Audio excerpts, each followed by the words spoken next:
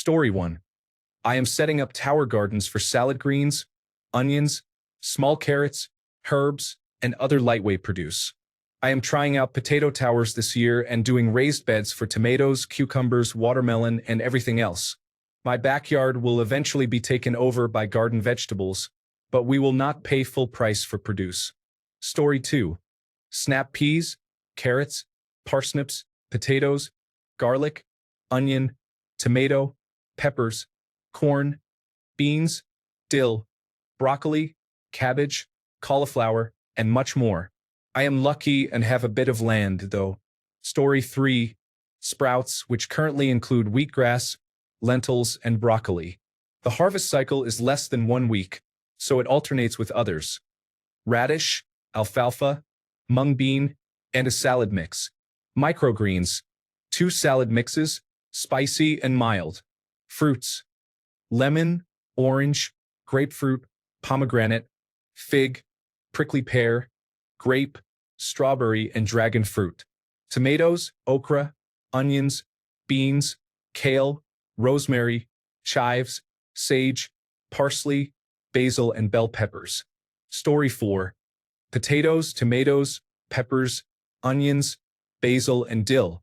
We also have a few fruit trees and are preparing to welcome a small flock of chickens. Story 5. I'm planning on planting a Trumpflation survival garden with potatoes, beans, collard greens, lettuce, tomatoes, and squash. Story 6. Beef. I have cows, just a few but some, and I still have a freezer full of meat. We have chickens, so we also have eggs. The garden is progressing. It is the structural stuff this time of year, but soon it will be time to plant. I regret not doing more seed preparation, and we intend to buy new plants instead of using our own seed starts this year. I feel pretty down about that. It kind of defeats the purpose, but here we are. We are growing tomatoes, cucumbers, I make awesome pickles, squash, zucchini, peppers, onions, garlic, ginger, and tons of herbs like dill, oregano, basil, and a few other odds and ends. We will have melons as treats for the cows and chickens. Maybe some potatoes, but they are still inexpensive. We have a prolific pear tree and a new plum tree that we planted last spring. There are tons of wild mulberries. We will probably plant strawberries and hope the blackberries survive the drought and winter, but they do not look so good, to be honest. Plans to create a mini orchard were sidetracked, as were plans to prepare a field to house goats and sheep and to build a pig pen. This is something we started in 2022, and we've had a ton of setbacks, but we are still going. It is hard to find time with full-time jobs, kids in college needing help and lots of money, and a house needing a lot of attention. Story 7. I bet people who garden wait around for posts like these, regardless of the political climate, just to talk about their hobby. Story 8. This year? You mean every year, right? 2 rules to life. You don't have to get prepared if you stay prepared, and if you can't grow a tomato, you can't raise a child. Story 9. Currently, there is garlic growing in one of the raised beds. My wife's arrow garden has had some technical difficulties and is not growing anything, and the garden is just fully assembled and beginning as of last weekend, so I do not really know what is in that one yet. I expect we will grow zucchini, tomatoes, and some kind of peppers, plus mint, cilantro, and basil once the weather breaks. Story 10. I intend to grow cherry tomatoes, sugar snap peas, cucumbers, Chinese eggplant, bell peppers, jalapenos, and some zucchini. Story 11. Well, based on how many deer I see every day, the only thing I will be able to grow will be deer snacks. Story 12. Last freeze impacted my early start, but I am mostly focused on the basics. Look up a person on YouTube titled Self-Sufficient Me. He has perfected maximizing raised bed output. Story 13.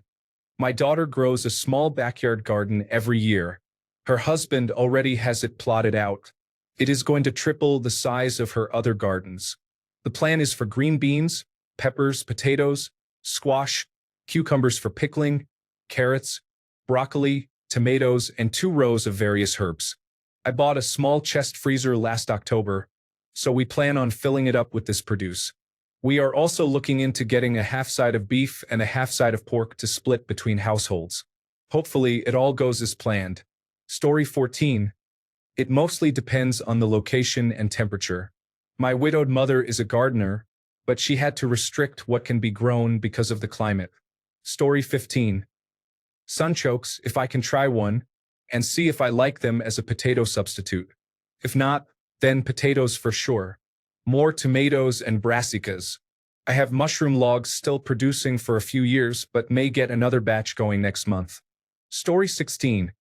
I was raised by my grandma, a true depression baby. She taught me how to garden from a young age.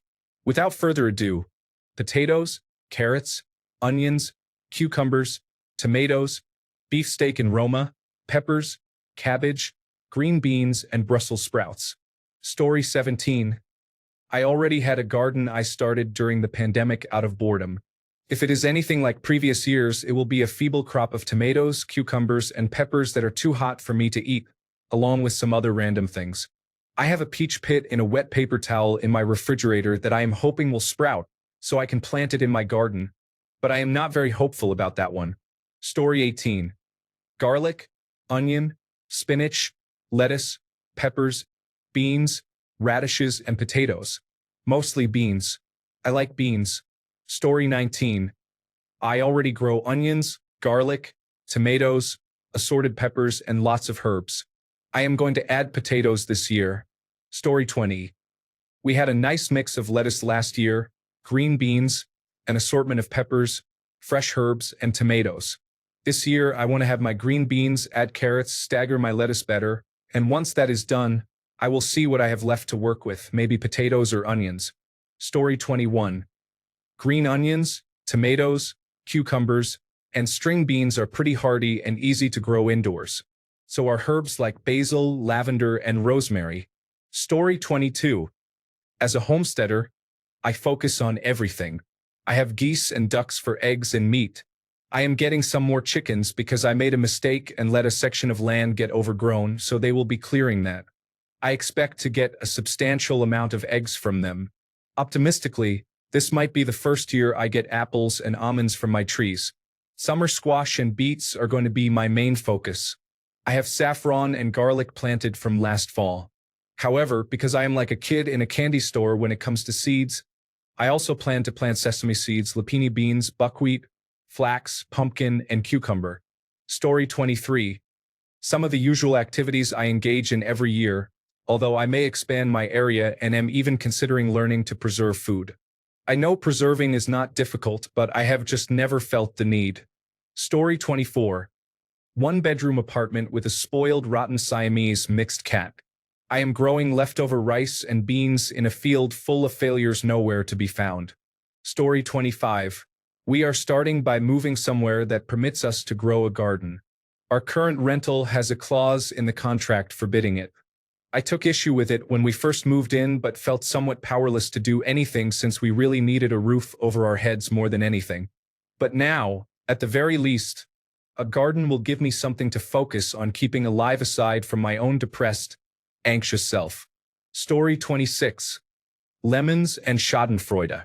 I said before the election that Donald Trump's voters have very legitimate reasons to be afraid and angry, even if Donald Trump has them all misled to be afraid and angry at the wrong people, and the Democrats could not hope to win if they were unwilling to speak to these legitimate fears in Middle America. I still believe this, but I am all out of care to give. You all voted for the face-eating leopards. I am not going to be sad to see your faces eaten, even if I understand the reasons you voted that way. Story 27. I just planted a bunch of herbs for tea. Tomorrow I am planting tomatoes, radishes, and various leafy greens, but most of that is for my animals. Story 28. Cucumbers, peas, and spring onions grow abundantly. Add them to lentils and rice with some chili flakes and garlic, and you have a delicious stew. If you add minced meat, you also include protein in the dish. Story 29. About 20 pepper varieties are sprouting, 2 types of eggplant, celery, and celery root. I will be starting tomatoes, at least a dozen varieties, in a couple of weeks.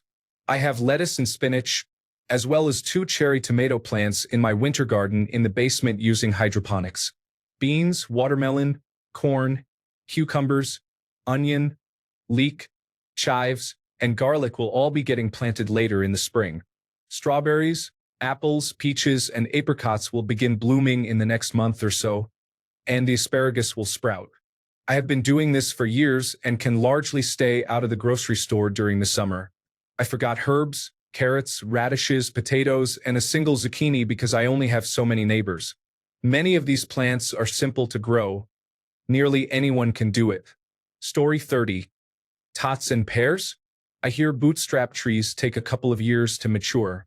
Avocados would be good, but again take a while to mature. Story 31.